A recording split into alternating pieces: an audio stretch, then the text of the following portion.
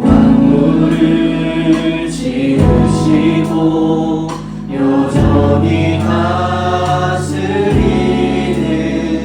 창조주 하나님을 우리는 믿습니다. 이 시간 함께 모여 우리를 원하시는 사랑의 하나님을 예배합니다. 죄로 멀어진 우리를 위해 이 땅에 오신 어린 양 예수, 길과 진리 생명주를 통해 우리는 나아갑니다.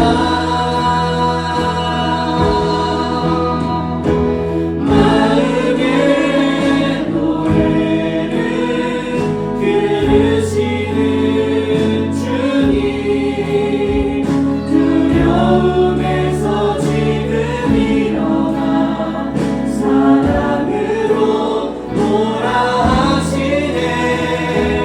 우리의 약함을 잘 아시는 주님, 늘 우리와 동행하시며 참 기쁨과 소망 주시네. 마음의 노래를 들으시는 주님, 두려움에서 지금 일어나 사랑으로 몰아하시네. 우리의 약함을 잘 아시는 주님, 늘 우리와 동행하시며 참 기쁨과 소망 주시는 주를 예배합니다.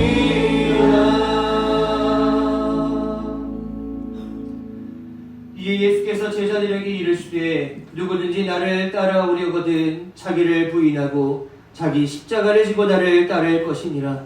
누구든지 제 목숨을 구원하고자 하면 잃을 것이요 누구든지 나를 위하여 제 목숨을 잃으면 찾으리라. 아멘. 성도의 실족함을 허락하지 않으시는 하나님, 사순절이 시작되는 주일을 맞이하여 이전보다 더 간절한 마음으로 예배를 구합니다. 불과 물을 통과하듯이 힘겹게 한 주간을 보낸 후에 성전을 찾았으니 위로하여 주옵소서. 수렁과 같은 인생의 고통에서 끌어올리시고 주님의 풍부한 은혜의 땅에 들어가게 하옵소서. 저희는 주님밖에 없사오니 우리가 드리는 기도를 물리치지 마시고 주의 인자하심을 거두지 마옵소서. 모든 영광을 삼위일체 하나님께 돌려드리며 예수 그리스도의 이름으로 기원하옵나이다. 아멘. 함께 사도신경으로 우리의 신앙을 고백합니다. 나는 전능하신 아버지 하나님 천지의 창조주를 믿습니다. 나는 그의 유일하신 아들 우리 주 예수 그리스도를 믿습니다. 그는 성령으로 잉태되어 공정녀 마리아에게서 나시고 본디오 빌라도에게 고난을 받아 십자가에 못 박혀 죽으시고 장사된 지 사흘 만에 죽은 자 가운데서 다시 살아나셨으며 하늘에 오르시어 전능하신 아버지 하나님 우편에 앉아 계시다가 거기로부터 살아있는 자와 죽은 자를 심판하러 오십니다. 나는 성령을 믿으며 거룩한 공교회와 성도의 교제와 죄를 용서받는 것과 몸의 부활과 영생을 믿습니다. 아멘.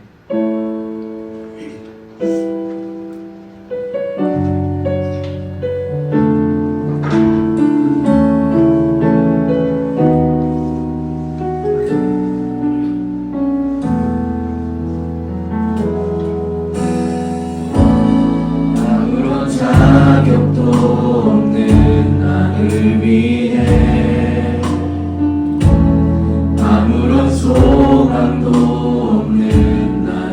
위해 사랑한다 사랑한다 사랑한다 말하시네. 이 낮은 날 위해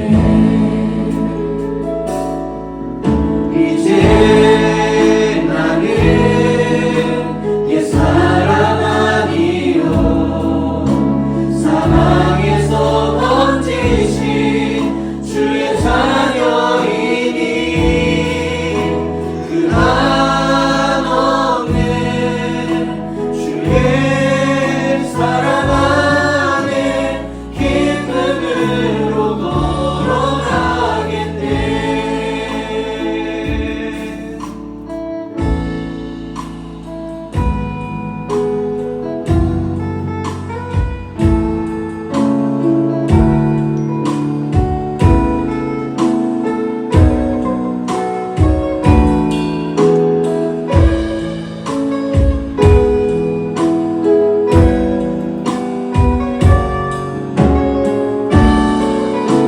다시 고백합니다. 아무런 자격도 없는 나를 위해 아무런 자격도 없는 나를 위해 소망도 없는 나를 위해 아무런 소망도 없는 나를 위해 사랑한다 사랑한다 사랑한다 말하시네.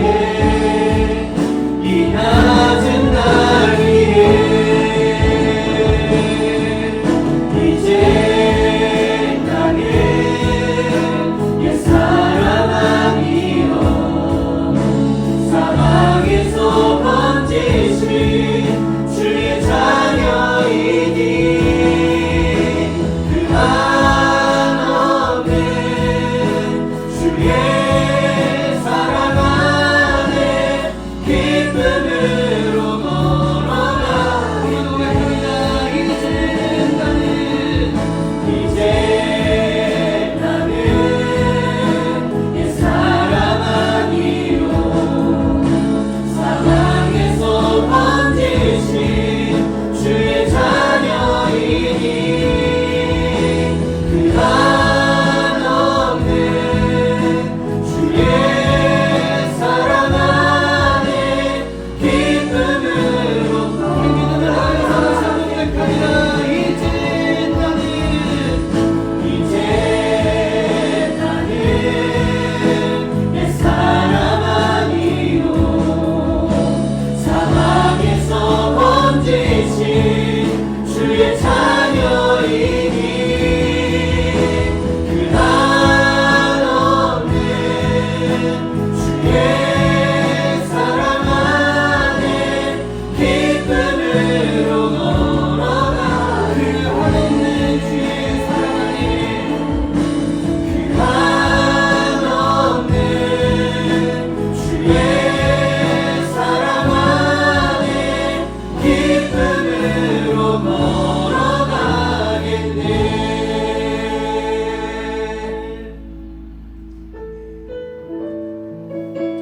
이어서 찬양할 때에 나의 기도를 받으시는 우리 하나님, 우리의 찬양을 받으시는 하나님께 여러분들의 마음을 드릴 수 있는 시간 될 수 있기를 간절히 소망합니다. 나의 기도하는 것보다 나의 기도하는 것보다 더욱 응답하실 하나님 나의 생각하는 것보다 더욱 이루시는 하나님 우리 가운데 역사하신 능력대로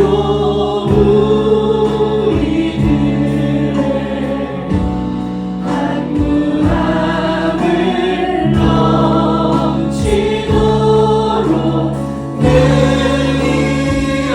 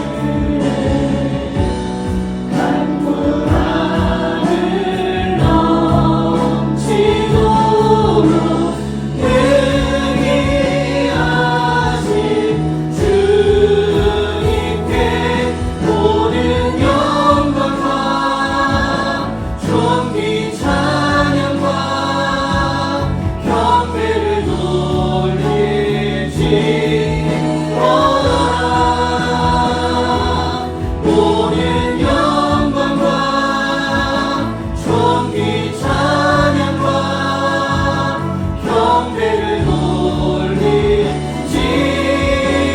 우리 가운데 역사하신 우리 가운데 역사하신 능력대로 우리를 간구함을 넘치도록 능히 하신 주님께 모든 영광과 존귀 찬양과 경배를 돌릴지어다.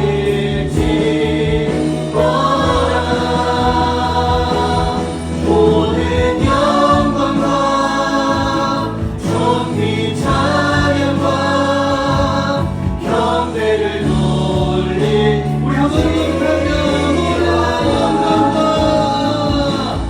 모든 영광과 존귀 찬양과 경배를 돌리지어다.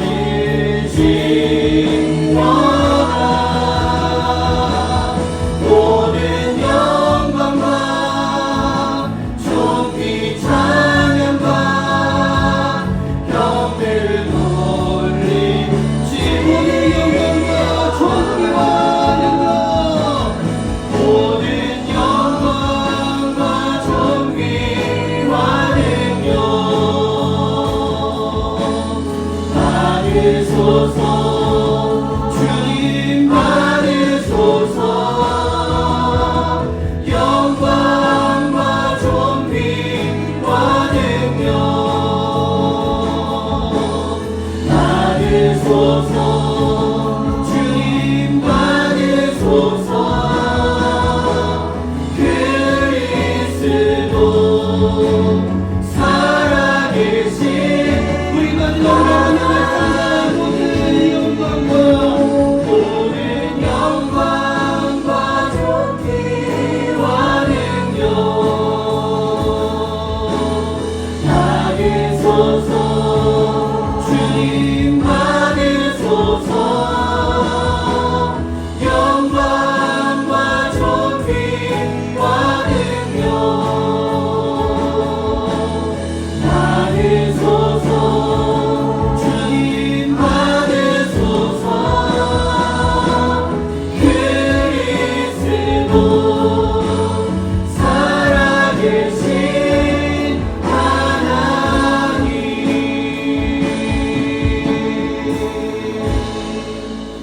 아멘. 우리 다 함께 공동의 기도 고백하도록 하겠습니다. 한량없는 은총을 베푸시는 하나님, 하나님의 자녀로 거듭났으나 저희는 옛사람의 행실을 버리지 못했습니다. 사악한 생각에 사로잡힐 때가 많으며 게으름에 몸을 맡긴 채 직분에 합당한 충성을 뒤로 미루었습니다. 마음은 원이로되 육신이 약하다는 핑계를 대고 기도와 봉사에서 손을 놓은 지 오래입니다. 자비하신 하나님, 더 늦기 전에 속히 이 게으르고 악한 모습에서 벗어나게 하옵소서. 성령의 감동을 받아 악한 일을 생각하지도 않으며 거짓이 내 안에 자리 잡지 못하게 하옵소서. 아침과 저녁으로 주님을 묵상하며 거룩한 길로 나아가게 하옵소서. 예수님의 이름으로 이 고백의 기도를 드립니다. 아멘. 주님의 기도를 고백합니다. 하늘에 계신 우리 아버지, 아버지의 이름을 거룩하게 하시며 아버지의 나라가 오게 하시며 아버지의 뜻이 하늘에서와 같이 땅에서도 이루어지게 하소서. 오늘 우리에게 일용할 양식을 주시고 우리가 우리에게 죄 같은 사람을 용서하여 준 것 같이 우리의 죄를 용서하여 주시고 우리를 시험에 빠지지 않게 하시고 악에서 구하소서. 나라와 영광이 영원히 아버지의 것입니다. 아멘. 우리 자유롭게 돌아다니시면서 교제 찬양 나누도록 하겠습니다.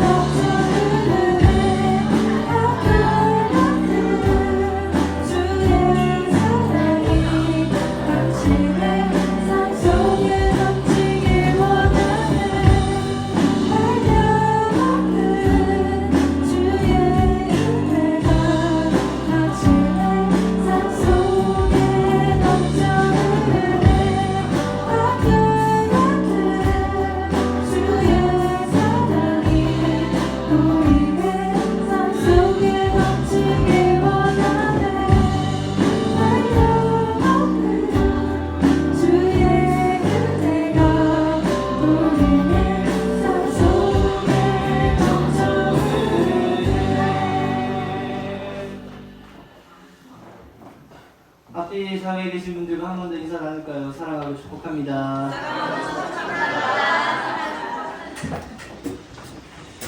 교회 소식 몇 가지만 전하도록 하겠습니다.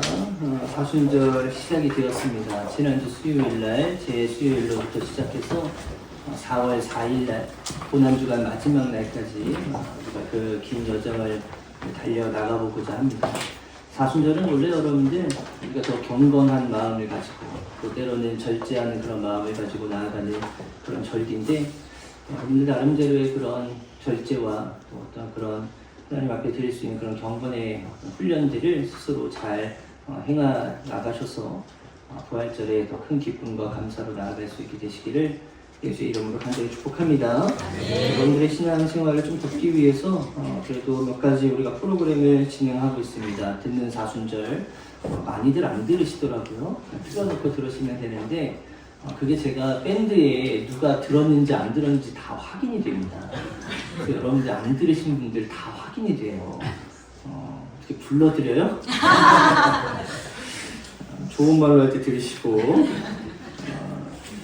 사순절 프로그램 중에 하나 또 우리 필사 그 이전부터 시작은 했지만 우리 사순절 기간에 작년에도 그렇고 올해도 그렇고 필사의 여정 잘 걸어가시면 될 것 같고요. 또 하나가 우리 토요일날 원래 토요일날은 새벽 예배가 우리 따로 드려지진 않지만 토요일날 새벽 예배도 사순절 기간에는 있습니다. 지난 토요일날 저하고 손진희 집사님 둘이 오붓하게 예배 드렸어요. 네, 저는 예상했습니다. 저는 아무도 안 올 걸 예상했는데 손진희 집사님 오셔가지고 기도하시길래 둘이 같이 좋은 얘기들 오붓하게 사랑 얘기 나눴으니까 질투들 하지 마시고 좋은 말로 할 때 토요일도 나오시면 되겠습니다. 지방회가 있습니다. 목요일날 오전 9시에 신생교회에서 있고 우리 교회 구역 대표가 10분 계세요. 저 포함해서 10분입니다. 누가 본인이 누군지 다 아실 겁니다. 그분들 반드시 참석하라고만 제가 광고하고 아마 다들 안 가실 것 같은데 저 혼자 잘 다녀오도록 하고 지방에는 1년에 한 번씩 우리 지방이 어떻게 돌아가고 있나 뭐 그런 정보들과 그런 어떤 회의들을 거치는 거고 장로님이 세워지는 아주 중요한 어떤 그런 회의입니다. 그래서 우리는 따로 장로님이 세워주시는 분이 안 계시지만 다른 교회들은 장로님으로 이렇게 되시는 분들이 계셔서 그걸 또 축하하고 그런 어떤 의미에 있는 시간을 이제 보내는 거니까 제가 목요일 날 거기 이제 다녀오도록 하겠습니다. 건석이가 오랜만에 나왔어요. 건석이가 가면 갈수록 잘생겨지지 않아요? 감사합니다. 있어. 언제 나왔니? 목요일날 나왔어. 너 언제 나온지도 몰라. 아빠가 더 잘한다. 목요일 날. 언제 들어가고? 저 해가지고 수요일날에 다시 복귀하고. 꽤 길다. 맞아. 이제 얼마 건수가 얼마 안 남았습니다. 민성이도 그렇고 8월달 제대예요. 8월달. 그래서 이제 얼마 안 남았어요. 6개월 정도밖에 안 남았어. 6개월 정도밖에 안 남았네. 예 맞아요. 진짜 심각하다. 좀 더 있어야 되는 거 아닐까? 내가 너무 작다고 생각하지 않아? 아우 충분히 들었습니다. 그래요. 좋은 소식들 몇 가지 제가 주중에 나눠 드렸거든요. 수요일날인가 목요일날에 전화가 왔잖아요. 목요일날 그 제가 지난주에 이제 광고도 했지만 그 목요일날 그 정은이한테 전화가 왔어요. 그 제가 지난주 주일날 정은이한테 물어봤거든요. 언제까지 합격 발표가 나는 거냐? 했더니 수요일하고 목요일 정도에 난다고 이제 얘기를 이제 해줬어요. 그래서 저는 이제 기다리고 있었습니다. 그래서 언제쯤 연락이 오나 했는데 연락이 너무 안 오길래 어렵나 보다. 그래 쉬운 대학은 아니었겠지. 이제 뭐 그런 어떤 생각을 좀 혼자 가지고 있었거든요. 6시 딱 되자마자 정훈이한테 연락이 왔어요. 이제 저 인간이 저한테 연락 주는 인간이 아니잖아요. 그래서 전화를 받으면 늘 제가 불안해요.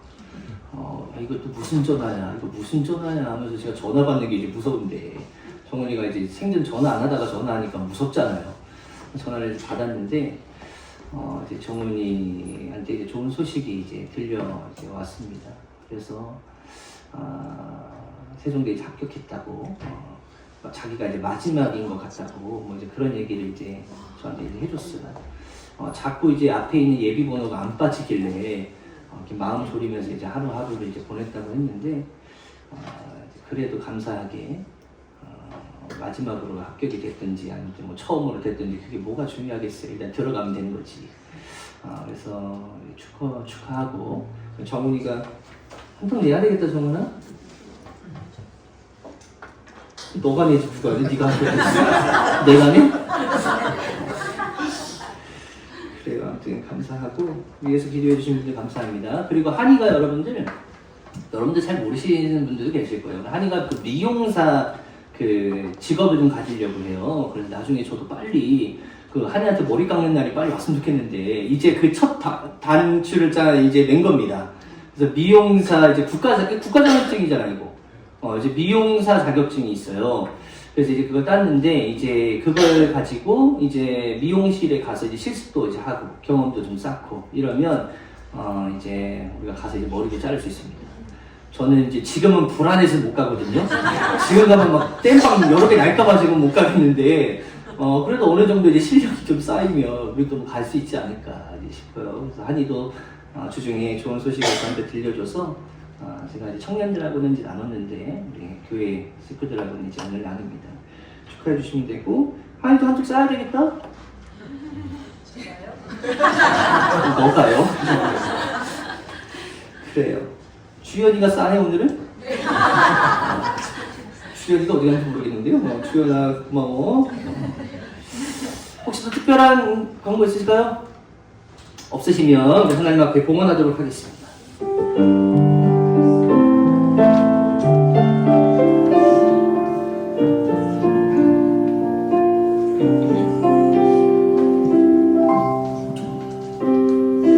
나의 모습 나의 소유 주님 앞에 모두 드립니다. 모든 아픔 모든 기쁨 내 모든 눈물 받아주소서. 나의 생명을 드리니 주 영광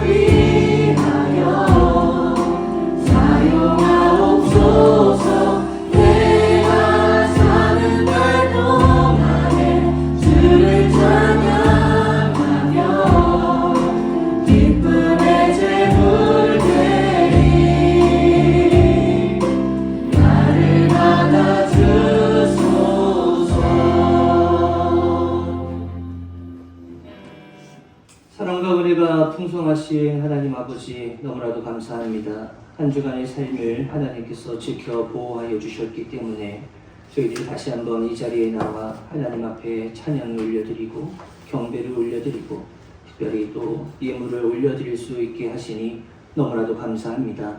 내 뜻대로 삶을 이어간다고 생각하지 않게 하여 주시고 날마다 하나님께서 베풀어 주시는 은혜가 있기 때문에 오늘 하루도 살아낼 수 있음을 다시 한번 고백하며 감사 잊지 않는 주님의 백성들 다 되어질 수 있도록 주님 인도하여 주시옵소서. 마음의 소원을 담아서 드리는 예물 위에 복에 복을 더하여 주시고 바치고 싶지만 상황이 여의치 않아 하나님 앞에 빈손으로 예물 드린 성도들에게도 동일한 은혜를 허락하여 주셔서 하나님께서 갚으시고 하나님께서 베푸시는 은혜가 날마다 넘쳐남으로 인해 하나님께 받은 은혜 나누고 섬기고 헌신할 수 있는 귀한 손길로 발전되어질 수 있도록 주님 인도하여 주시옵소서. 성부와 성자와 성령의 존귀하신 이름 받들어 축복하며 봉헌 기도하였사옵나이다. 아멘.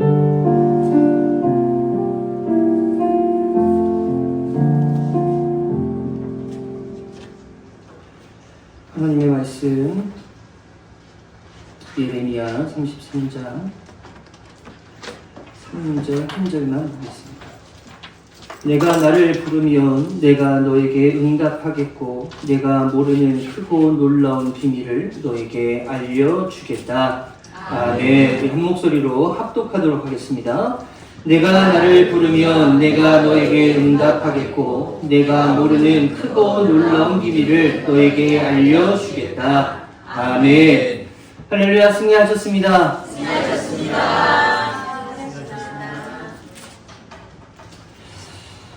하나님께서 주신 보물 중에 보물들 우리가 하나하나씩 살펴보고 있었습니다. 첫 번째 구원의 은혜, 두 번째 생명의 말씀, 그리고 세 번째 영광의 찬양. 우리가 이 세 가지를 잘 알아봤고, 지난주부터 우리가 간절한 기도, 그냥 기도가 아니죠. 우리가 간절한 기도가 우리들 가운데 주신 그 기도의 자세이기 때문에 우리는 그냥 읊조리는 기도를 우리가 기본 자세로 여길 게 아니라 우리는 기본적으로 하나님을 부르짖는 그 간절한 기도가 우리의 기도의 기본 자세가 되어야 한다라고 지난주에 말씀을 드렸습니다.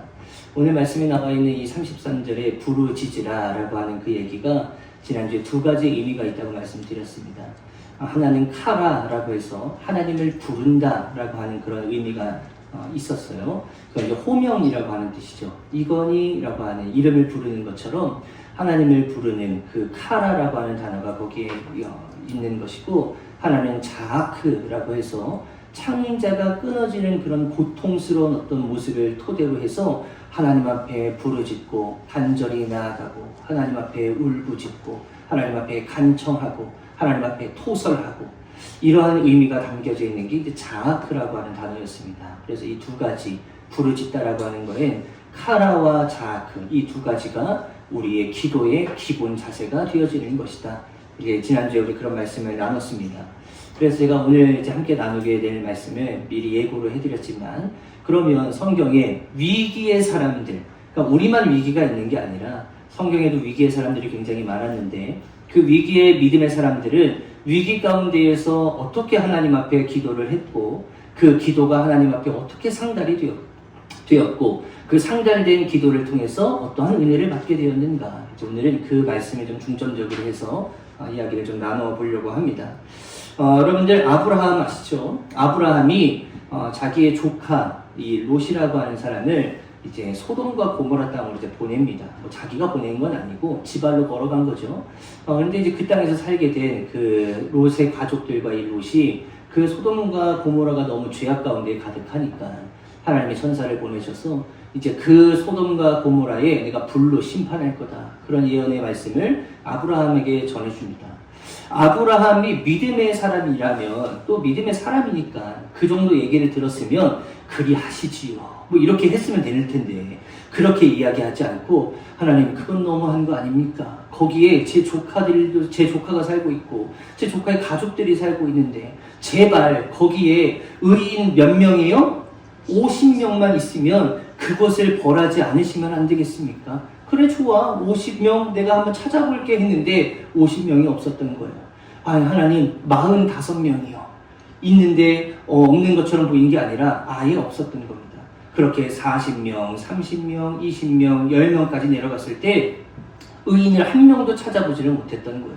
결국에 그 소돔과 고모라가 불로 심판을 받게 되어지는 거지만, 그래도 이 아브라함의 간절한 기도 덕분에 롯의 가족들과 거기에서 살아날 수 있게 되어지는 놀라운 은혜를 경험할 수 있게 되었다라고 하는 겁니다. 야곱도 그렇죠. 야곱이 야복강가에서 그의 형과의 관계가 별로 좋지 않았잖아요. 근데 이제 형을 만나게 되어지는 그런 과정 가운데에 이제 내일이면 만나게 되는 거예요. 그런데 이제 너무 두렵고, 내가 형 앞에 가면 의도 맞는 거 아니야? 나 죽는 거 아니야? 나 너무 두렵고 떨리는데, 그때 하나님의 천사와 밤에 씨름을 하게 되잖아요. 하나님 저를 떠나가시면 안 됩니다. 저에게 은혜를 베풀어 주셔야죠. 제가 하나님 이 천사를 놓지 않겠습니다 하고 밤이 새도록 그 천사와 씨름을 하게 됩니다. 저한테 은혜를 베풀어 주셔야 됩니다 라고 하는 그런 간절한 마음이 하나님 앞에 상달되었는지, 그 야곱의 이름을 이스라엘로 바꿔주시는 놀라운 은혜, 그 은혜가 이 야곱에게 있게 된 이후에 그 다음날 형 에서를 만났을 때 그 관계가 회복되어지는 놀라운 은혜를 경험하게 되었다는 거예요. 모세가 있죠. 모세가 또 하나님 앞에 시내 산에 올라가게 됩니다. 거기서 10계명을 받으러 올라갔어요. 10계명 받으러 잘 올라가서 거기서 40일 동안 이제 내려오지를 않는 거잖아요. 그러니까 밑에서 아론과 그의 어떤 사람들과 많은 이스라엘 백성들이 거기서 쓸데없는 짓을 하게 됩니다. 금 모으기 운동을 하는 거예요. 야, 금 모아 해가지고 그 금 모으기 운동 해가지고 이제 송아지 하나를 만들어 놓고, 금 송아지가 우리를 애굽에서부터 인도한 신이다. 모세 죽었잖아. 그러니까 하나님도 우리를 떠난 거야. 이제 이 금송아지가 우리의 신이야 라고 그런 우상을 섬기는 짓을 하고 있다 보니까 이 하나님께서 야 저것들 다 심판해야 되겠다 화가 잔뜩 나신 거죠. 그때 너무 놀라가지고 모세가 뛰어내려가잖아요. 그렇게 뛰어내려갔는데 거기서 이제 정리할 것들 다 정리하고 나서 보니까 화가 안 풀리시는 거예요. 안 되겠어, 다 쓸어버려야 되겠어. 그러니까 모세가 다시 시내산으로 뛰어 올라갑니다. 그래서 그 시내산에서 하나님께 했던 얘기가 이 백성을 멸하지 말아 주십시오. 이들의 죄를 좀 용서해 주십시오. 이들의 죄를 용서하지 못하시겠으면 차라리 저를 생명책의 이름에서 지워주시고 저 대신에 이 사람들의 이 죄를 용서해 주시면 안 되겠습니까? 그 기도를 하나님께서 받으신 다음에 그 사람들을 용서해 주신다라는 거예요. 기도의 어떤 간절한 기도의 대명사라고 불릴 수 있는 엘리야 선지자가 있습니다. 850명의 이방 선지자들과 한 명의 그 하나님의 선지자, 이게 둘이 싸우게 되어지는 거잖아요. 850명의 그 바알과 아세라 그 선지자들이 자기들 나름대로의 재단을 쌓아놓고 하나님 앞에 그들의 하나님께 막 이제 뭐 춤을 추고 막 자해를 하면서 이제 제사를 이제 드리고 있는데 불이 떨어지지를 않는 거죠. 그때 이제 엘리야가 이제 내 순서야 하고 이제 다 치워놓고 야 이제 물 뿌려, 물 다 뿌려놓고 거기서 이제 기도를 하기 시작하는데 거기에서 무슨 읊조리는 기도를 했겠어요. 하나님 저희를 좀 도와주십시오. 하나님 저를 좀 도와주십시오. 여기에 하나님이 진짜 하나님이시라고 하는 것을 이 사람들에게 좀 증명시켜 주십시오. 이거를 읊조리는 기도를 했겠어요. 그가 불을 짓고 기도하다 보니까 그 하늘에서 불이 내려오는 아주 놀라운 기적으로 인해 그곳에 있는 모든 사람들이 야 하나님이 진짜 신이었구나 라고 하는 것을 증명할 수 있는 아주 중요한 계기가 되었다라고 하는 겁니다. 이후에 엘리야가 갈멜산에 또다시 올라갑니다. 왜냐하면 그 당시의 상황이 3년 반 동안 비가 내리지 않았기 때문이에요. 그 가뭄 때문에 너무 힘들어하고 있을 때 엘리야가 이제 하늘로 그 갈멜산에 올라가서 그가 이제 하나님 앞에 기도를 하기 시작하는데 그 기도의 그 자세를 이 성경은 이렇게 기록하고 있거든요. 열왕기상 18장 42절 말씀 한번 볼까요? 이게 엘리야의 기도 자세입니다. 음식을 먹었다. 엘리야는 갈멜산 꼭대기로 올라가서 땅을 바라보며 몸을 굽히고 그의 얼굴을 무릎 사이에 넣었다. 저 모습, 저 모션을 한번 떠올려 보세요. 땅을 바라보며, 그러니까 땅을 바라보면서 무릎을 꿇고 자기의 머리를 이 무릎 사이에 넣었다. 자, 여러분들 장면이 떠올리실 수 있을 만큼의 좀 쉽죠? 자, 여기서 중요한 해석, 성경적 해석이 있어요. 엘리야는 복부 비만이 없었다는 거죠. 여러분들 이 자세가 얼마나 힘든 자세인 줄 아세요? 자기의 머리를 무릎을 꿇고 머리를 자기 무릎 사이에 넣었다? 여기서 안 되실 분들 몇 분 계시는데 여러분들 간절한 기도를 원하신다면 뭐부터 해결해야 돼요? 다이어트를 열심히 하시고 이런 어떤 은혜가 있죠. 그러니까 이 엘리야가 기도의 사람이 될 수 있었던 아주 중요한 두 가지 이유는 뭐냐면 그가 복부 비만이 없었던지 하나는 그만큼 하나님 앞에 간절히 기도하는 그의 목소리가 있었던지 이 두 가지 중에 하나일 수밖에 없는 거겠죠. 그리고 자기 사환에게 내가 기도했으니까 저쪽에 구름이 떴는지 안 떴는지 한번 확인해봐라. 계속 확인을 하는데 이 사환이 안 떴습니다. 계속 얘기하는 거예요. 내가 기도할게. 떴니 안 떴니? 안 떴습니다. 이걸 7번 정도나 물어봅니다. 7번 동안이나 물어봤는데도 기도했는데도 반응이 일어나지 않으면 아이 그만두자. 우리는 뭐 그런 식으로 나아갈 수 있겠지만 그런 게 아니에요. 그때 마지막으로 기도했더니 저쪽에서 손바닥만한 구름 하나가 딱 뜨기 시작하는데 자 이제 됐다. 우리의 기도에 하나님께서 응답해 주셨다. 이제는 비가 쏟아질 거니까 준비해. 그때에 하나님께서 하늘 문을 여시고 거기에 비가 내리는 놀라운 은혜를 베풀어 주셨다라고 하는 겁니다. 예수님의 기도는 어떨까? 예수님의 기도의 표본이라고 할 수 있는 게 예수님의 기도겠죠. 겟세마네 동산에 올라가셔서 이제 십자가에 못 박히시게 잡혀가시기 바로 전날 하나님 앞에 이제 기도를 하는 그런 장면이 있잖아요. 그 장면을 이제 떠올려 보면 거기에 또 특별한 어떤 성경적 의미가 나옵니다.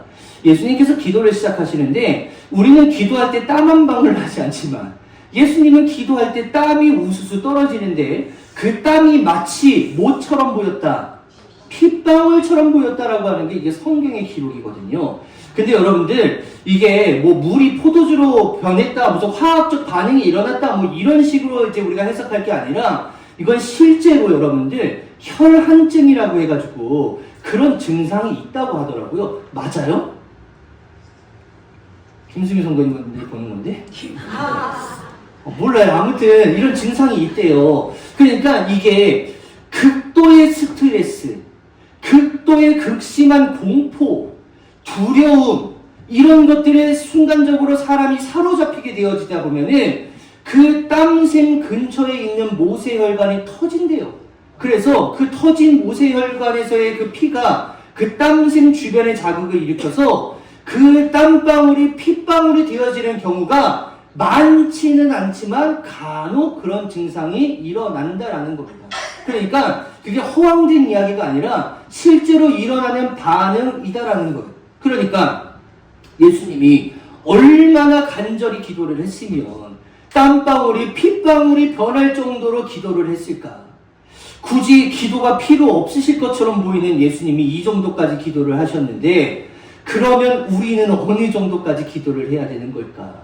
우리가 다시 한번 이런 아브라함으로부터 시작해서 예수님에 이르기까지 이 믿음의 사람들의 기도를 우리가 잘 본받을 수 있어야 하나님께서 우리들에게 원하시는 부르짖는 기도의 표본의 기본 자세를 잘 갖출 수 있지 않을까라는 생각을 좀 가져보는 겁니다. 여러분들, 나는 통성기도 스타일이 아니야. 이런 사람들 여러분들 들어보신 적 있으세요? 저는 이런 얘기 하시는 분들 들어보셨거든요. 들어봤거든요. 그러니까 통성기도 스타일이 아니야. 그거는 그거 어떻게 해? 여러분들 안 들어보셨나 보다. 이런 분들 꽤 많아요. 근데 그럼 예수님은 통성기도 스타일이어가지고 예수님은 그런 기도를 하셨는가? 그게 아닌 겁니다.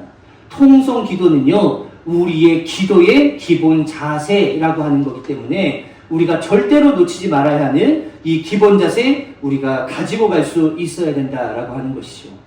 기도하면 빼놓지 말아야 하는 아주 중요한 인물이 있습니다. 그 인물이 누구냐면 다윗이에요. 우리가 오늘 다윗의 이야기 시편을 좀 찾아보면서 다윗은 이러한 고통 가운데에 이런 기도를 했더니 하나님께서 이런 은혜를 대해주셨구나, 이런 이야기들을 좀 살펴볼 건데 여러분들 시편을 한번 펴보시고 시편 우리가 3편 먼저 보면서 우리가 말씀을 나눌 겁니다. 이 다윗이 여러분들 왕이 되었는데 왕이 되기 이전까지의 삶이 굉장히 어려웠어요. 그가 골리앗을 죽이고 난 이후부터 어려웠으니까 짧게는 10년, 조금 길게 보는 학자들에 의하면 한 13년, 14년 정도 그가 어려웠을 것이다 라고 그렇게 해석을 합니다.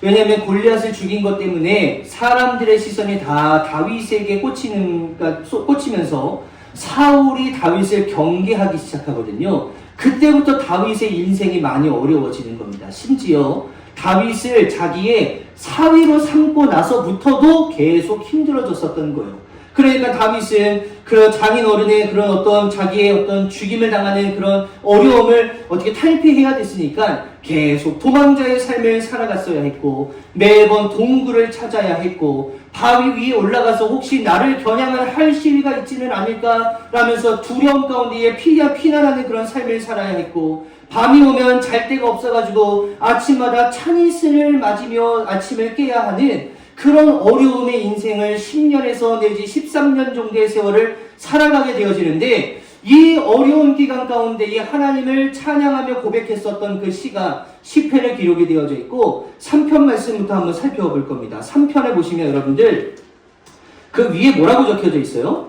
다윗이 아들 압살롬에게 쫓길 때에 지은 시라고 되어져 있죠. 이거는 심지어 왕이 되었음에도 불구하고 자기 아들로부터 아버지 좀 그만하셔야 되는 거 아닙니까? 아버지 왕에서 좀 내려오셔야 되는 거 아닙니까? 이제는 아들에게 좀 주셔야 되는 거 아닙니까? 그런데 이 아들이 그냥 막 협박하는 거예요. 칼 들고 와가지고 당장 내려오십시오. 이렇게 얘기를 하는 것과 같은 겁니다. 그러니까 아들 압살롬이 왕이 되겠다고 이렇게 덤벼드니까 아버지가 아들을 어떻게 같이 맞대고 싸울 수가 있겠어요. 그러니까 이 아버지 다윗이 도망을 가면서 기드론 시냇가에서 그가 지었었던 찬양의 시가 바로 이런 겁니다. 4절 말씀 보시면 내가 주님을 바라보며 소리 높여 부르짖을 때에 주님께서는 그 거룩한 산에서 응답하여 주십니다. 이게 다윗의 고백이었죠. 불쌍히 여겨달라고 부르짖었더니 하나님께서 응답해 주셨다라고 하는 고백입니다. 여기 계신 분들 중에 혹시나 자녀들 때문에 지금도 고통 가운데에 마음의 힘겨움 가운데 있으신 분들 계시죠? 그런 분들, 여러분들 다윗처럼 하나님께 부르짖을 수 있게 되시기를 예수의 이름으로 간절히 축복합니다. 그 기도를 하나님께서 들으시고 여러분들 가운데 응답하심으로 갚아주시는 그 놀라운 은혜의 주인공들 다 되어주시기를 예수의 이름으로 간절히 축복합니다. 시편 18편으로 넘어와 보세요. 시편 18편에 가서 보시면 그 위에 이렇게 적혀져 있죠. 주님께서 다윗을 그의 모든 원수의 손과 사울의 손에서 건져주셨을 때에 불렀던 노래. 그러니까 이거는 이제는 사울이 나를 더 이상 공격하지 않게 되어지는 그런 순간이 온 거예요. 그러니까 10년에서 13년 동안의 그 어려운 게 탈피되었을 때에 하나님을 찬양하며 불렀었던 노래. 6절 말씀 보시면 내가 고통 가운데서 주님께 부르짖고 나의 하나님을 바라보면서 살려달라고 부르짖었더니 주님께서 그의 성전에서 나의 간구를 들으셨다. 주님께 부르짖은 나의 부르짖음이 주님의 귀에 다다랐다. 살면서 여러분들 다윗처럼 많은 문제 뒤에 또 문제, 또 문제 뒤에 문제가 사방으로 우겨서서 고립무원의 상황과도 같은 피할래야 피할 수 없는 그런 문제의 상황 가운데에서 이 시편 18편 6절의 말씀처럼 하나님 앞에 기도하며 부르짖을 수 있게 되시는 우리 귀한 성도님들 되시기를 예수의 이름으로 간절히 축복합니다. 그 기도를 하나님께서 들으시고 하나님께서 찾아오시겠다라고 약속하시는 거예요. 사람 찾아가서 커피 한 잔 시켜놓고 푸념하듯이 그렇게 시간 보내지 마시고요. 하나님 앞에 찾아와서 부르짖고 또 부르짖었더니 하나님께서 내 기도를 들어주셨다. 이 기도의 응답이 여러분들의 소유가 다 되어지시기를 예수의 이름으로 간절히 축복합니다. 시편 34편 말씀 보세요. 시편 34편 말씀에 보시면 아비멜렉, 그러니까 이 다윗이 이 블레셋으로 도망간 겁니다. 그러니까 더 이상 사울의 그 눈총이 더 이상 살 수가 없는 거예요. 여기로 도망가면 사울이 여기를 쫓아오고 저기로 도망가면 사울이 저쪽으로 쫓아오는 그런 위험 가운데야 내가 더 이상 이스라엘에 살 데가 없구나. 나 이제 도망가야겠다. 그렇게 망명을 시도해서 블레셋이라고 하는 동네를 찾아가게 되어집니다. 거긴 절대로 가지 말아야 하는 동네였음에도 불구하고 더 이상 살 데가 없는데 이걸 어떻게 해요? 그래서 이 블레셋으로 도망을 가게 되어졌는데 그 블레셋에 누가 있었냐면 예전에 골리앗이라고 하는 사람이 있었잖아요. 근데 몇 년 전만 하더라도 다윗이 골리앗을 죽였잖아요. 그러니까 블레셋 사람들의 입장에서는 다윗이 어떤 놈이에요? 죽일 놈이죠. 우리의 국가적 영웅을 죽인 저 다윗, 우리가 틈만 나면 저 사람을 어떻게 죽일까? 우리 이거 논의하자. 그런 것을 매일같이 곱씹으면서 살아갔었던 블레셋 사람들이었는데 다윗이 지발로 온 거예요. 그러니까 그 사람들 마음에는 얼마나 좋아요. 야, 지발로 왔네. 그러니까 다윗이 거기에 가서 여기서도 피할 곳이 없네. 그리고 도망을 가려고 하는데 이미 지발로 들어왔는데 이걸 어떻게 도망가요? 그때 다윗이 생각해낸 꾀가 뭐였냐면 미친 척을 했다고 성경은 기록합니다. 미친 사람인 척을 한 거예요. 침을 질질 흘리면서 미친 사람처럼 내가 행동을 하게 되니까 블레셋 사람들이 뭔가 이상한 거예요. 아니 그 옛날에 골리앗을 때려잡은 저놈이 어떻게 저렇게 미칠 수가 있어? 야, 저 사람 좀 너무 이상한데? 그러면서 사람들은 또 이런 얘기를 합니다. 우리나라에 미친 사람이 없어가지고 저 다윗까지 저런 미친 놈이 우리들 가운데 오는 거 이거 용납할 수 있냐? 야, 내쫓아! 야, 우리나라에도 미친 사람 충분히 많아! 야, 다윗까지 우리가 걷어들여야 돼! 야, 얘 내쫓아! 하면서 그 내쫓임과 되어지는 그게 뭐 나름의 하나님의 은혜였겠죠? 그때 하나님께 돌렸던 기도의 제목이 17절입니다. 의인이 부르짖으면 주님께서 반드시 들어주시고 그 모든 재난에서 반드시 건져주신다. 자기가 있어서도 안 되고 있을 수도 없었던 그 장소에 있을 때 여기서 하나님 앞에 기도하면 여기서 들어주실까? 하나님은 이스라엘의 하나님이시기 때문에 이스라엘에서만 기도할 때 거기서 응답하시는 거 아니야? 블레셋에서 기도하면 거기서도 응답해 주실까? 라고 하는 그런 의아한 마음을 가지고 하나님 앞에 기도를 했지만 하나님은 놀랍게도 어떤 장소에 있는 거 그거 중요한 게 아니었다는 거예요. 하나님을 부르짖었더니 의인을 구해주시는 그 놀라운 하나님의 은혜가 다윗에게 미쳤다라고 하는 것이죠. 여러분들 중에 혹시나 제가 이런 일을 하고 있으리라고는 전혀 생각하지 못했거든요. 저 인생에는 멋진 직장, 그리고 폼나는 그런 직장들 많잖아요. 네임밸류 아주 짱짱한 그런 학교들 많잖아요. 그런 학교들 내가 다니고 있을 줄 알았는데 제가 이제 와서 이런 일 한 번도 해보리라고 생각하지 못했었던 이런 일들을 제가 하고 있으리라고는 이거 하고 나도 보니까 제가 혼자 스스로가 얼마나 비참하고 얼마나 당황스럽고 그런 일들을 계속 하다가 보니까 사람들은 자꾸 나에게 손가락질을 하고 있는 그런 모습 제가 못 견디고 있습니다. 그런 생각을 하면서 하나님 앞에 부르짖었더니 내가 블레셋에 있으리라고는 전혀 생각하지 못했었던 그 다윗이 하나님께 부르짖었던 것처럼 내가 이런 일을 하고 있으리라고 내가 이런 믿음일 거라고 생각지도 못했었던 그 믿음과 그 신앙 가운데에서도 여러분들 하나님 앞에 부르짖게 되시기를 예수의 이름으로 간절히 축복합니다. 그러면 하나님께서 우리의 상황과 조건과 환경 이거 다 보지 않으시고 그 부르짖음의 소리에만 응답하셔서 귀를 기울여 주시고 그 기도의 소원대로 삶을 이루어질 수 있도록 만들어 주실 것임을 믿음으로 고백하며 나아갈 수 있게 되시기를 예수의 이름으로 간절히 축복합니다. 시편 142편 말씀 해보세요.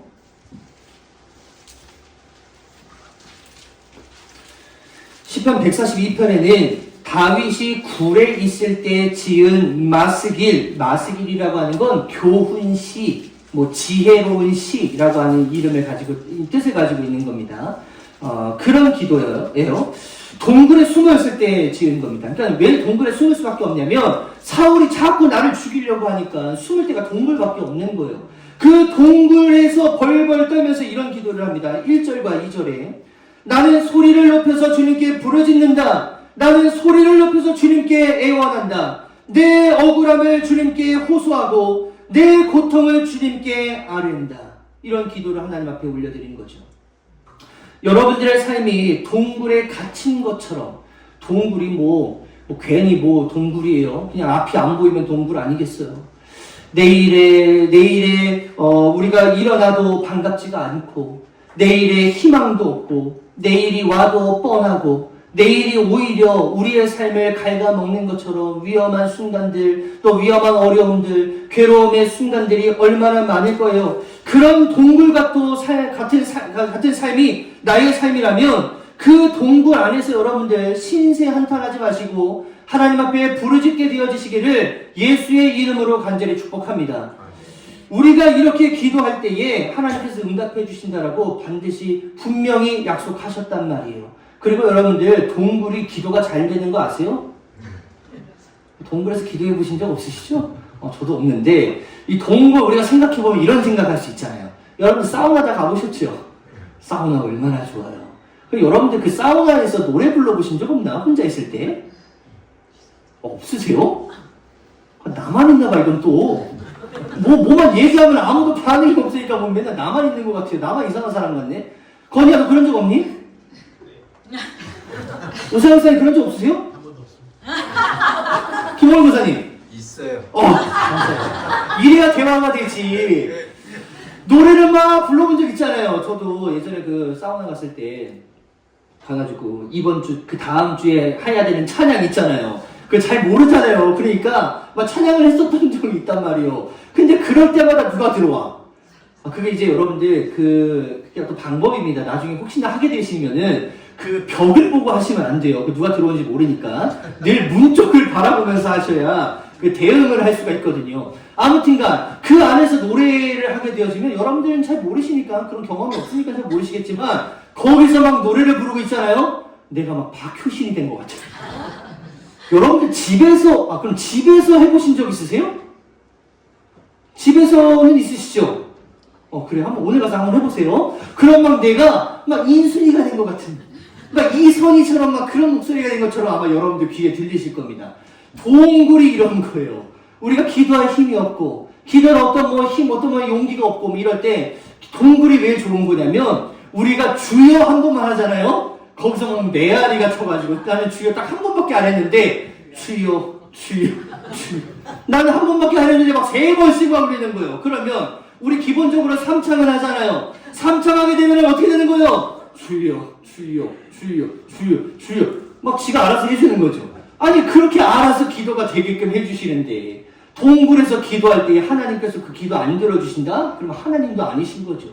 여러분들 그 동굴, 우리가 그 동굴이라고 비유만 했지만 어려운 가운데에 내일이 와도 비전이 없고 내일이 와도 빛이 없고 내일이 와도 걱정밖에 없는 그런 삶이라 할지라도 여러분들 그때 부르짖을 때에 하나님께서 여러분들의 기도에 응답하여 주시는 그 놀라운 일들이 여러분들 삶에 하나하나씩 열매로 맺혀갈 수 있게 되시기를 예수의 이름으로 간절히 축복합니다. 61편 한번 펴보세요. 시편 61편입니다.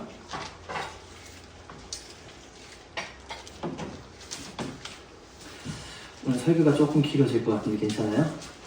오늘 끝내야 돼가지고 다음 주에는 우리가 다른 믿음에 관련된 거 나눠야 돼가지고요.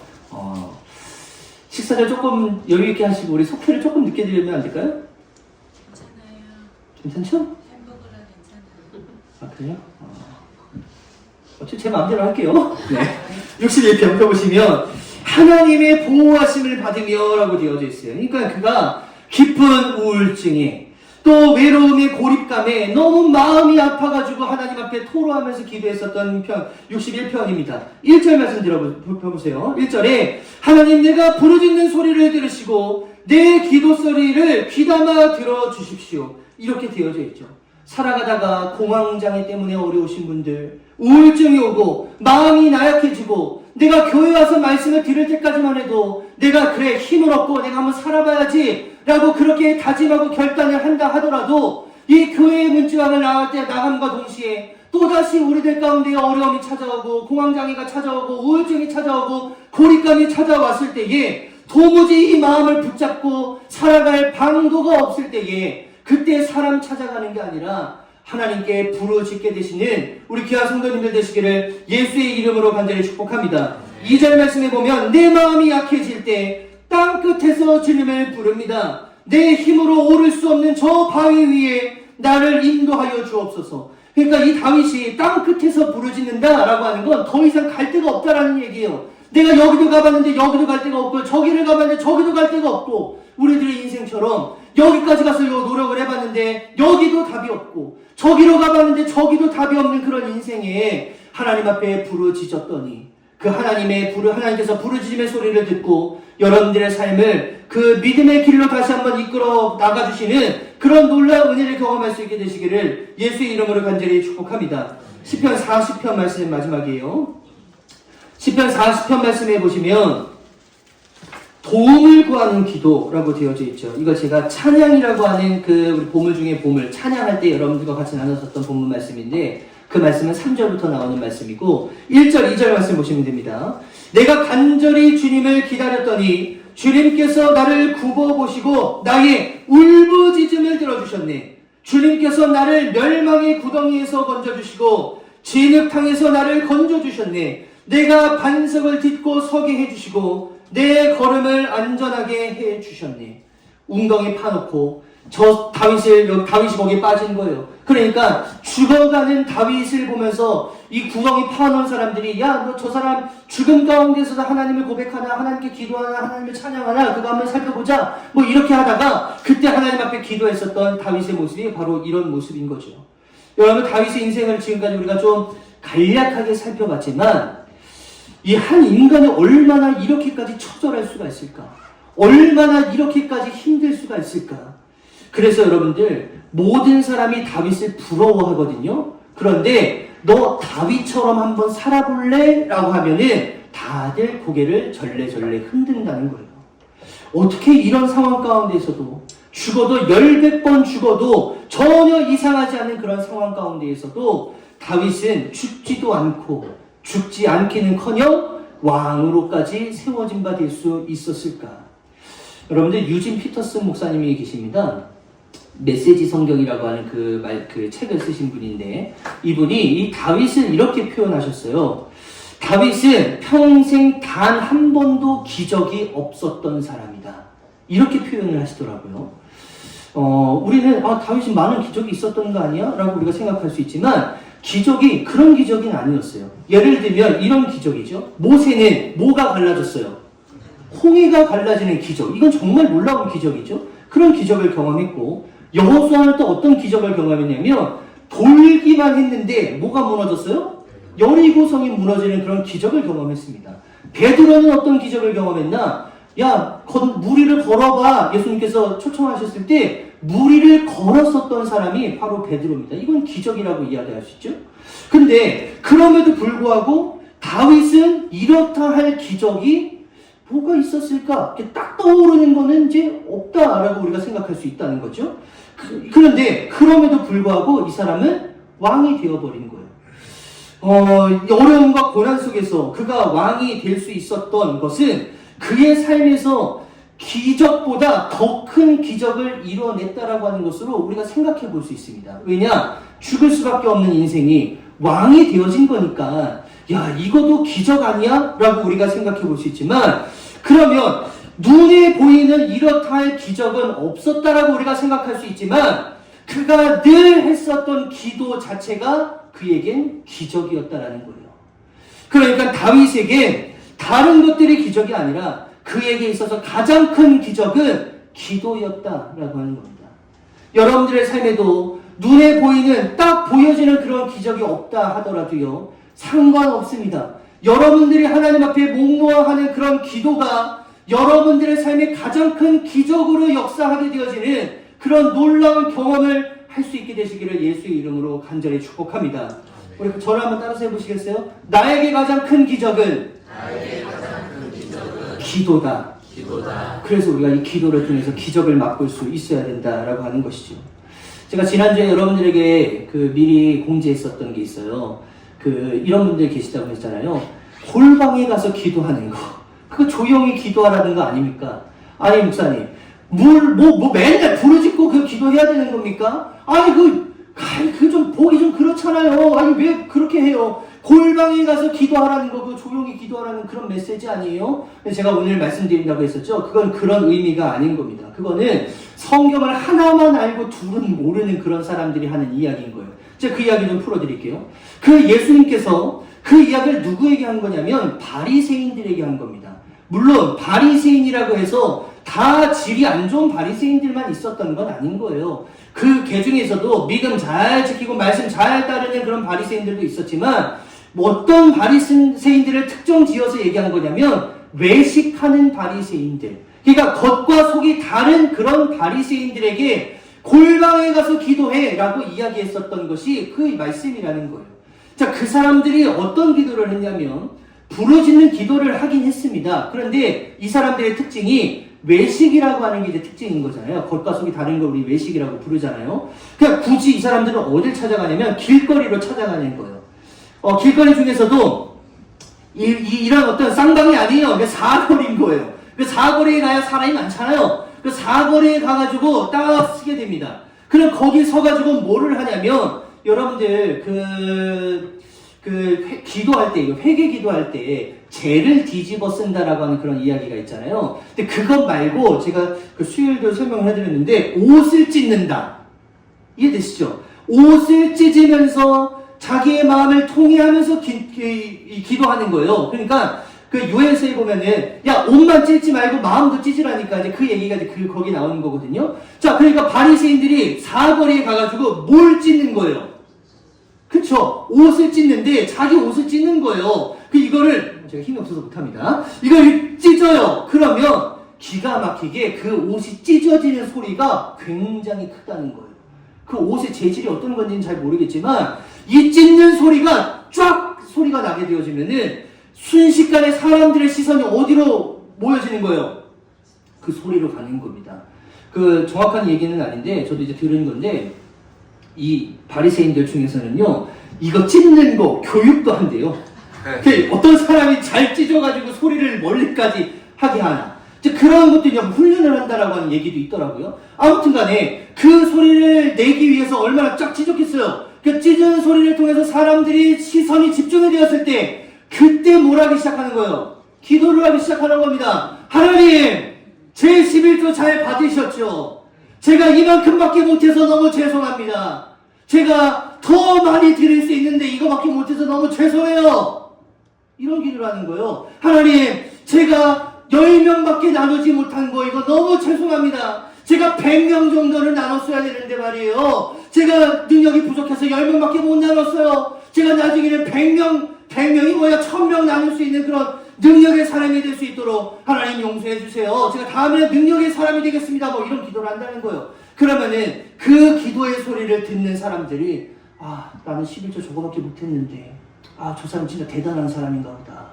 야, 나는 한 명도 구제를 못하고 있는데 저 사람이 10명이나 구제를 했어. 야, 대단한 사람이다. 저 사람 본받아야겠다. 그런 모습을 보면서 하나님, 예수님이 야, 그 짓거리 하지 말라니까. 왜 여기 나와서 그런 기도를 하고 있는 거야? 회개의 기도는 하나님께서 받으시면 되는 건데 그걸 굳이 여기 나와서 할 필요가 있는 거야? 야, 어디로 들어가?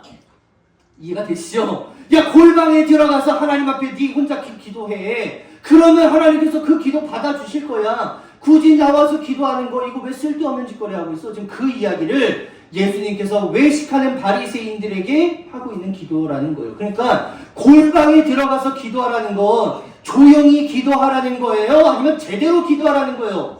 똑바로 하라는 얘기인 거예요, 결국에. 그러니까 우리가 그걸 좀 오해하면 안 된다는 거죠. 그러니까 이런 독특한 상황 가운데에서 하신 그 말씀을 마치 그게 일반화시켜가지고 그래 이렇게 하는 거야, 이렇게 하는 게 맞는 거야 하면서 다들 소리내서 기도하는 사람들 다 쥐구멍으로 들어가 버리고 조용히 기도하는 사람들만 남아서 읊조리는 기도만 하고 있는 그런 모습들. 여러분들, 기도의 기본 자세, 다시 말씀드리지만 기도의 기본 자세는 부르짖어 하는 기도가 우리의 기본 자세다라고 하는 것을 다시 한번 기억하시고, 여러분들의 입술에서 터져나오는 그 믿음의 고백이 하나님께 들릴 정도로 큰 목소리로 부르짖어 기도할 수 있게 되시기를 예수의 이름으로 간절히 축복합니다. 자꾸 응용 기도만 나오는 거예요. 야, 조용히 기도해야지, 묵상 기도해야지, 야, 나눔 기도해야지, 나눔 기도할 때 야, 통성 기도하는 거 봤어? 아니야, 벌떼 기도해야지, 막 이런 것들만 응용 기도만 막 자꾸 생겨나고 다 부르짖는 기도만 막 쥐구멍으로 막 다 들어가니까 한국교회가 부르짖는 기도에서 점점 다 떨어지는 거예요. 부르짖지 않게 되어지다 보니까 교회가 힘을 잃어버리는 거죠. 기도에 막 신제품 출시하는 것처럼 신제품만 막 있고 기도의 본질인 그 기도의 어떤 기본 자세들, 통성 기도는 완전히 사라져 있는.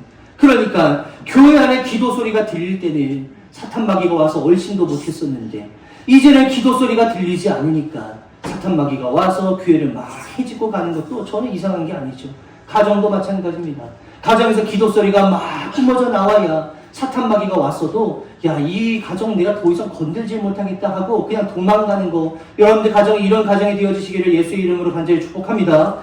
사업장, 직장도 마찬가지예요. 기도 소리가 멈추면 사탄 마귀가 얼씨구나 하면서 와가지고 다 해집어 놓는 거지만 그 사업장과 여러분들의 직장이 기도의 자리가 되어서 그 기도의 방패막이로 사탄 마귀의 관계를 등이 이겨내고도 남는 믿음의 성도님들 되어주시기를 예수의 이름으로 간절히 축복합니다. 아멘. 입에 냄새가 나도록 입을 다물 이유가 전혀 없다는 거예요. 만약에 하나님께서 야, 조용히 기도해, 야, 좀 제발 좀 조용히 기도해 라고 우리에게 이야기하셨으면 조용히 기도해야 되겠죠. 그게 하나님의 말씀이라면. 근데 하나님께서 우리들에게 입 싹 다물고 조용히 기도해 이런 얘기 한마디도 안 하셨습니다. 나에게 부르짖어라. 그 기도, 우리에게 주신 공식적인 기도의 자세인데도 불구하고 우리가 아직도 안 하고 있으면 우리는 좀 심각한 거 아닌가? 우리가 그런 생각을 좀 가져볼 필요가 있다는 거죠. 여러분들 중에 부르짖어서 하는 그런 기도가 안 되고 계신 분들이 계시다면 제가 오늘 영상을 준비했는데요. 그 영상을 한번 보시고 여러분들 다시 한번 마음을 새길 수 있게 되시길 바랍니다. 30초짜리 영상인데 아직인데요? 아직인데요? 제가 아직 얘기가 안 끝났어요. 이 닭도 이런 기도를 하는데 이거를 여러분들 주여라고 한번 생각해 놓아보시고 꽃기호를 우리 이제 주여입니다. 아니 닭도 이 정도로 기도하는데 인간 이 정도 너무한 거 아니야? 한번 여러분들 한번 생각해 한번 보세요.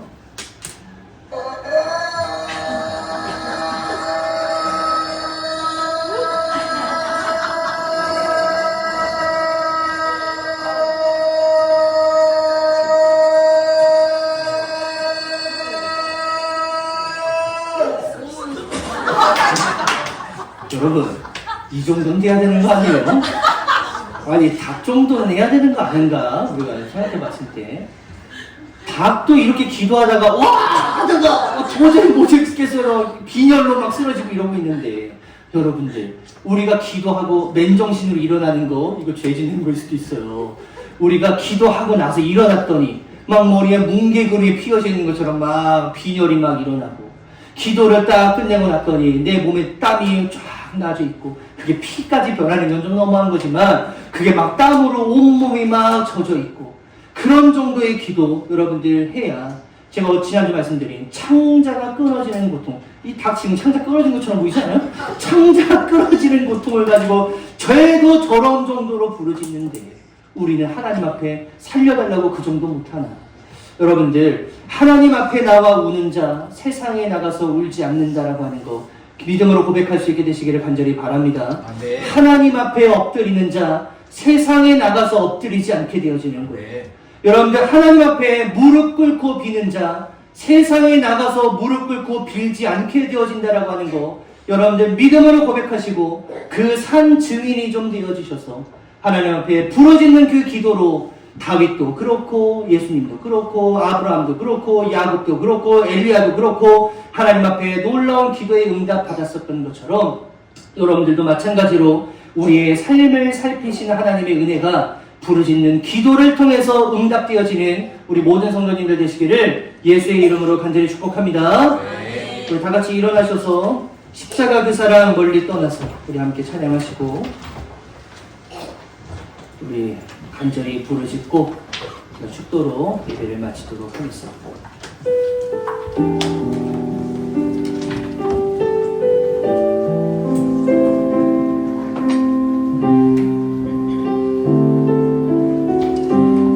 십자가 그 사랑, 십자가 그 사랑,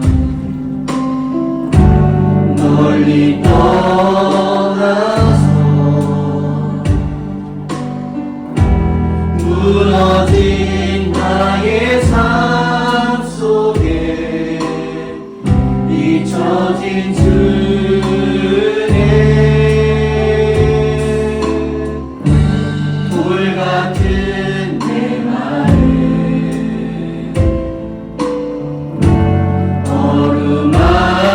어루만지사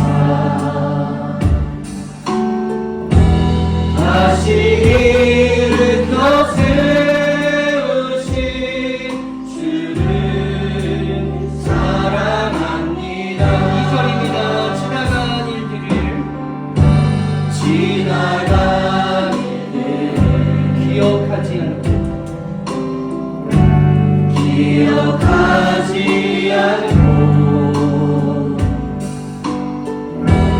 이전에 행한 모든 일 생각지 않으리 사막의 강물과 길을 내시는 주 내 안에 새 일 행하사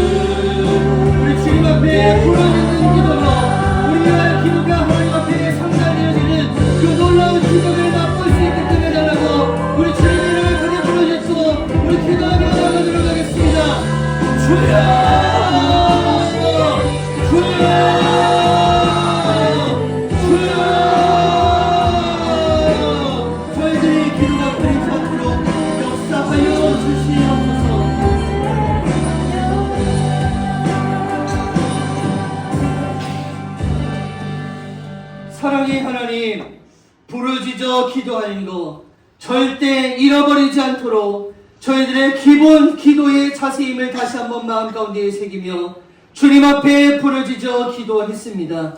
저희들의 기도를 받아주실 줄로 믿고 기도의 수증기가 올라갔을 때에 은혜의 소낙비로 갚아주시는 우리 놀라운 하나님의 은혜 다 경험하며 나아갈 수 있는 우리 모든 성도님들 되어질 수 있도록 주님 인도하여 주시옵소서. 부르짖어 기도하지 못했었던 지난날의 저희들의 모습들을 회개하오니 하나님 용서하여 주시고 부르짖어 기도할 때에 그 기도를 들어주시고 어디에서 기도를 하고 있나 찾아와 주셔서 저희들의 어려움 가운데에 하나님 괴로움 가운데에 내일이 와도 전혀 기쁘지 않는 저희들의 삶 가운데에 기쁨으로 찾아와 주셔서 하나님 안에서 온전한 평강 누리며 살아갈 수 있는 우리 모든 성도님들 다 되어질 수 있도록 주님 인도하여 주시옵소서. 아멘. 지금은 우리 주 예수 그리스도의 크신 은혜와 하나님 아버지의 무한하신 사랑하심과 성령님의 감화 감동 교통 역사하심이 부르짖는 기도가 하나님 앞에 상달되어서 저희들의 기도에 귀를 기울여 주시고 저희들의 마음의 소원에 합당한 대로 하나님께서 역사하여 주실 줄로 믿고 그 기도의 용사로서의 모습을 잘 갖추며 이 삶을 살아가다가 하나님 나라에 도착하였을 때에 잘하였다 충성된 종이라 칭찬받기를 간절히 원하는 이곳에 계신 모든 성도님들 머리 위에 이제로부터 영원토록 함께하여 주시옵기를 간절히 축복하옵나이다. 아멘.